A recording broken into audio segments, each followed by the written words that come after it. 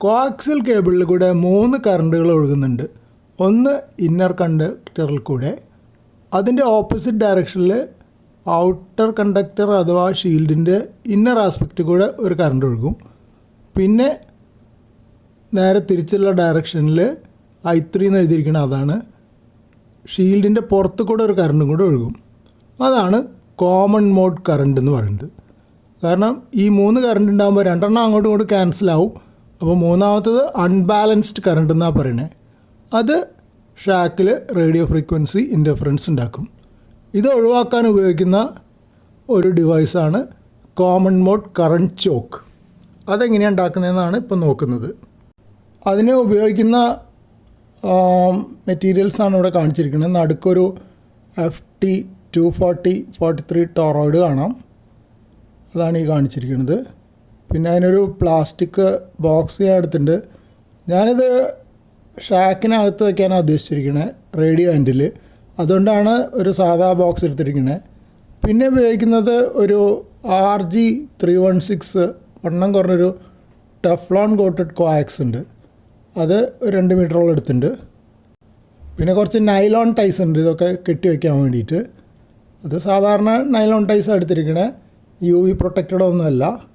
അതാ FT240-43 RG316 കെട്ടാൻ വേണ്ടിയിട്ടുള്ളതാണ്.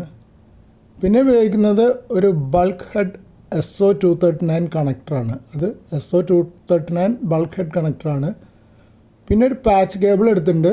അതിൻ്റെ ഒരു പകുതിയേ ഉപയോഗിക്കുള്ളൂ. അതിൻ്റെ ഒരു എൻഡിൽ PL259 ഉള്ള തരത്തിൽ നടുക്ക് മുറുക്കി ഞാൻ. കാരണം അതൊരു പഴയ കേബിളാണ്, കേടായതാണ്. അപ്പോൾ അതിൻ്റെ ഒരു ഭാഗം നല്ലതായിരിക്കും എന്ന് ഞാൻ വിശ്വസിക്കുന്നുണ്ട്. ഒരു ഡിസ്മാൻഡിൽ ചെയ്ത ബൾക്ക് ഹെഡ് SO239 കണക്ടർ, ഇതതിൻ്റെ ഡയലക്ട്രിക്, പിന്നെ അത് സെൻട്രൽ കണ്ടക്ടർ, പിന്നെ ഒരു ഐലറ്റ് ഉണ്ട്. ഐലറ്റ് അതിൻ്റെ മുകളിലിട്ടിട്ട് ഇത് വെച്ചിട്ട് മുറുക്കാൻ പറ്റും, അതിന് വേണ്ടിയിട്ടാണ്. അപ്പോൾ ഇതിൽ സോൾഡർ ചെയ്യുന്ന കാര്യം കുറച്ച് എളുപ്പമുണ്ടാവും. ആ കനം കുറഞ്ഞ ഭാഗത്താണ് സോൾഡർ ചെയ്യണത്. മറ്റല്ലെങ്കിൽ ഈ ഇതിൻ്റെ ബോഡിയിൽ സോൾഡർ ചെയ്യണം, അത് കുറച്ചുകൂടെ ബുദ്ധിമുട്ടാണ്.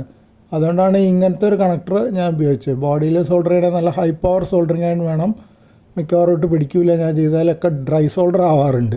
ബോക്സിൻ്റെ സൈഡിൽ ഓരോ ചെറിയ ഹോൾ ഉണ്ടാക്കി ആദ്യം, അതിൽ കൂടെ കണക്ടേഴ്സ് പിടിപ്പിക്കാൻ വേണ്ടിയിട്ടാണ്. SO239 PL259 ഉള്ള ഒരു വയറൊക്കെ കൂടെ പിടിപ്പിക്കണം, എന്നാലാണ് അത് 2 സൈഡിലേക്കും ഇൻപുട്ടും ഔട്ട്പുട്ടായിട്ട് പുറത്തേക്ക് എടുക്കാൻ പറ്റുള്ളൂ.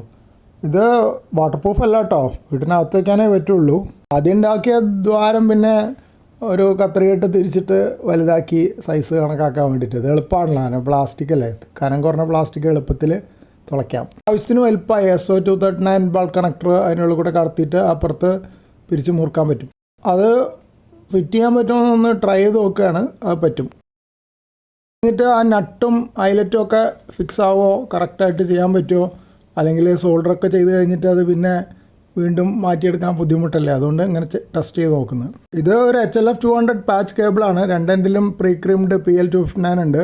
പക്ഷെ അത് കേടാന്ന് എനിക്കറിയാം. അപ്പോൾ ഞാൻ ഉദ്ദേശിക്കുന്ന പണ്ടൊക്കെ വയറ് കേടായ ഞാൻ ചെയ്യാറെന്ന് വെച്ചാൽ പകുതി മുറിക്കും, എന്നിട്ട് 2 ഭാഗം ടെസ്റ്റ് ചെയ്ത് നോക്കും. അപ്പോൾ മിക്കവാറും ഒരു ഭാഗം കുഴപ്പമുണ്ടാവില്ല. അതുപോലെ തന്നെയാണ് ഞാൻ അതിലും ചെയ്യാൻ ഉദ്ദേശിക്കുന്നത്. കട്ട് ചെയ്തിട്ട് 2 ഭാഗം വേറെ വേറെ ടെസ്റ്റ് ചെയ്ത് നോക്കും, നല്ല ഭാഗം ഉപയോഗിക്കും. വയർ സ്ട്രിപ്പർ ഉപയോഗിച്ചിട്ട് എളുപ്പത്തിൽ അത് മുറിച്ച് 2 കഷ്ണമാക്കാൻ പറ്റി, വലിയ ബുദ്ധിമുട്ടൊന്നും ഉണ്ടായില്ല. പിന്നെ വയർ സ്ട്രിപ്പർ കൊണ്ട് തന്നെ വളരെ സൂക്ഷിച്ച് ഉള്ളിലത്തെ ഷീൽഡൊന്നും കട്ട് ചെയ്യാത്ത തരത്തിൽ ഔട്ടർ ജാക്കറ്റ് അഥവാ ഷീത്ത്, ആ കറുത്ത ഷീത്ത് പോളിത്തീനായിരിക്കണം, അത് മുറിച്ച് മാറ്റിയൊരു കഷ്ണം. അപ്പോൾ അതിൻ്റെ ഉള്ളിൽ ഷീൽഡിൻ്റെ മുകളിൽ ഒരു ചെറിയ പോളിത്തീൻ കവറിങ്ങും കൂടി ഉണ്ട്, വളരെ കനം കുറഞ്ഞൊരു കവറിങ്ങും കൂടെ അതിൽ സുതാര്യമായത് കാണാം. കത്തിയെടുത്തിട്ട് വളരെ ശ്രദ്ധിച്ചിട്ട് ആ പോളിത്തീൻ ഷീറ്റ്, ട്യൂബാണെന്ന് പറയാം, അത് പതുക്കെ പതുക്കെ മുറിച്ച് മാറ്റി. ഞാൻ സാധാരണ കോയാക്സ് കണക്ട് ചെയ്യുമ്പോൾ സോൾഡർ ചെയ്യുന്നതിന് മുമ്പ് ചെയ്യാറുള്ള വഴിയിൽ അതിൻ്റെ ഷീൽഡൊക്കെ ഒന്ന് വേർപിടിച്ചെടുത്ത് പിരിച്ചൊക്കെ എടുത്ത് ഒരൊറ്റ സിംഗിൾ കണ്ടക്ടർ പോലെ ആക്കി. സാധാരണ ഞാൻ ഇങ്ങനെ ചെയ്യാറ്. ഇതിപ്പോൾ അത്ര ഉത്തമമായ വഴിയാണോ എന്നറിയില്ല.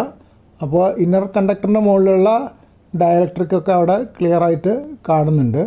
അത് ഇനിയിപ്പോൾ കട്ട് ചെയ്തിട്ട് മാറ്റണം. ഇപ്പോൾ ഡയലക്ട്രിക്ക് പതുക്കെ കുറച്ച് ഭാഗം, പകുതി ഭാഗത്തേക്ക് കട്ട് ചെയ്ത് വയർ സ്ട്രിപ്പർ കൊണ്ട് തന്നെ കട്ട് ചെയ്ത് നീക്കി. അപ്പോൾ അതിൻ്റെ ഉള്ളിൽ നോക്കുമ്പോൾ ഇന്നർ കണ്ടക്ടർ സിംഗിൾ കണ്ടക്ടർ അല്ല, മൾട്ടിപ്പിൾ സ്ട്രാൻഡ്സ് ആയിട്ടുള്ളത്. അപ്പോൾ മൾട്ടിപ്പിൾ സ്ട്രാൻഡ്സ് ആകുമ്പോൾ അതിന് ഫ്ലെക്സിബിലിറ്റി കൂടും, റേഡിയോ ഫ്രീക്വൻസി യൂസിൽ നല്ലതുമാണ്. പിന്നെ അതിനെ സൂക്ഷിച്ച് നോക്കിക്കഴിഞ്ഞാൽ അതിനൊരു തിളക്കുള്ളൊരു കോട്ടിംഗ് ഉണ്ട്. അത് എന്ത് മെറ്റീരിയലാണ് ആ കോട്ടിംഗ് എന്നൊന്നും അറിയില്ല. കുറേ സ്ട്രാൻഡ്സ് ഉണ്ട്. ഓരോ സ്ട്രാൻഡ് കോപ്പർ ആയിരിക്കണം, അലുമിനിയം ആവാൻ പറ്റില്ലല്ലോ. കോപ്പറിൻ്റെ മുകളിൽ ഒരു കോട്ടിങ്ങും ഉണ്ട്. അതിനിപ്പോൾ ടിൻഡാണോ അഥവാ സിൽവർ കോട്ടിംഗ് ആണോ എന്നൊന്നും എനിക്കറിയില്ല. നല്ല തിളക്കമുള്ളതാണ്. എന്തായാലും കണ്ടക്ടിവിറ്റി കൂട്ടാനും സോൾഡറിങ് എളുപ്പമാക്കാനും ചെയ്തിട്ടുള്ള കോട്ടിങ്ങാന്ന് വേണം ഊഹിക്കാൻ. അത് ഞാനിപ്പോൾ അല്ലാതെ ടെസ്റ്റ് ചെയ്ത് നോക്കാനൊന്നും എനിക്ക് വഴിയില്ല. കണ്ടിന്യൂറ്റി ടെസ്റ്റിംഗ് ആണ്. ഷീൽഡിൽ നിന്ന് PL259ൻ്റെ ഔട്ടർ ജാക്കറ്റിലേക്ക് കണ്ടിന്യൂറ്റി ഉണ്ടോ നോക്കി. അപ്പോൾ ഉണ്ട്, കണ്ടിന്യൂറ്റി ഉണ്ട്, ചെറിയ റെസിസ്റ്റൻസേ ഉള്ളൂ. പിന്നെ കോആക്സിൻ്റെ ഇന്നർ കണ്ടക്ടറും PL259ൻ്റെ ഇന്നർ കണ്ടക്ടറും തമ്മിലുള്ള കണ്ടിന്യൂറ്റി നോക്കി. അതും കുഴപ്പമില്ല, 3.7 ohms ചെറിയ റെസിസ്റ്റൻസേ ഉള്ളൂ. കേബിളിൻ്റെ ഇന്നർ ആൻഡ് ഔട്ടർ കണ്ടക്ടേഴ്സ് തമ്മിൽ കണ്ടിന്യൂറ്റി ഉണ്ടോ നോക്കി. അപ്പോൾ ഇല്ല, അപ്പോൾ ഷോർട്ടില്ല. PL259ൻ്റെ ഭാഗവും അതേപോലെ ഇന്നർ കണ്ടക്ടറും ഔട്ടർ കണ്ടക്ടറും തമ്മിൽ കണ്ടിന്യൂറ്റി ഉണ്ടോ നോക്കി. ഇല്ല, അപ്പോൾ അവിടെയും ഷോർട്ടില്ല. അപ്പോൾ മൊത്തത്തിൽ ഈ കേബിൾ വലിയ കുഴപ്പമില്ലാന്ന് ഊഹിക്കാം.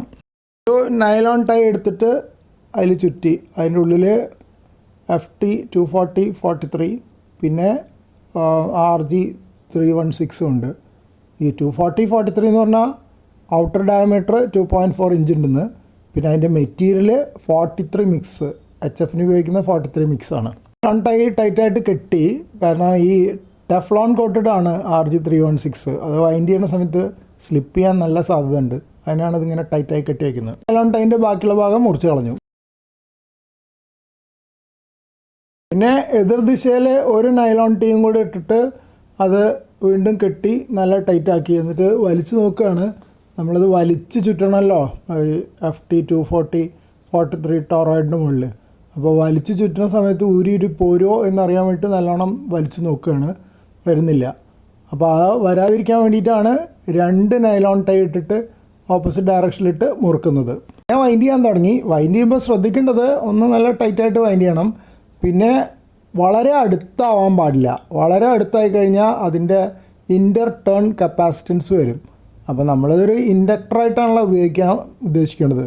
അപ്പോൾ ഒരു ഇൻഡക്ടറിന് പകരം കപ്പാസിറ്റൻസ് വരുമ്പോൾ അതിന് ഒരു റെസൊണൻസൊക്കെ വരും, അത് ഒഴിവാക്കണം. കാൽക്കുലേറ്റ് ചെയ്തപ്പോൾ ഒരു സൈഡിൽ 11 ടേൺ വേണമെന്നാണ് കണ്ടത്. അപ്പോൾ ആ 11 ടേൺ കഴിഞ്ഞാൽ ക്രോസ് ഓവർ ചെയ്യണം ഓപ്പോസിറ്റ് സൈഡിലേക്ക്. അതിനുവേണ്ടി അവിടെ ഒന്നും കൂടെ നൈലോൺ ടൈ ഇട്ടിട്ട് ടൈറ്റാക്കി കെട്ടി. അപ്പോൾ എന്നിട്ട് ക്രോസ് ഓവർ ചെയ്തു. അതിനുശേഷം മറ്റേ സൈഡിലും അതേപോലെ തന്നെ 11 ടേൺസ് കൃത്യാഗ്രഹം വെച്ച് വൈൻഡ് ചെയ്ത് അതിൻ്റെ മുകളിൽ നൈലോൺ ടൈ ഇട്ട് ടൈറ്റായിട്ട് കെട്ടി വെച്ചു. അപ്പോൾ അത് നല്ല സ്റ്റേഡി ആയിട്ടുണ്ട്. അപ്പോൾ അസംബ്ലി കഴിഞ്ഞപ്പോൾ ഇങ്ങനെയാണുള്ളത്.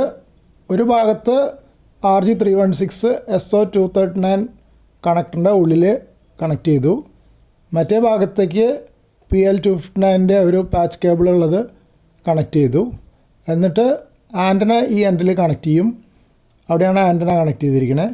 അപ്പോൾ ആൻറ്റനയിൽ നിന്ന് ഇതിൽ കൂടെ വന്നിട്ട് സിഗ്നൽ പിന്നെ വരുന്നത് ഈ കേബിളിൽ കൂടെ. ഞാനിതോടെ ഒരു ട്യൂണറിലേക്കാണ് കൊടുത്തിരിക്കുന്നത്. അത് റേഡിയോയിലേക്കും കൊടുക്കാം, ഈ എൻഡ് മാറ്റിയിട്ട് റേഡിയോയിൽ കൊടുക്കണമെന്ന് മാത്രം.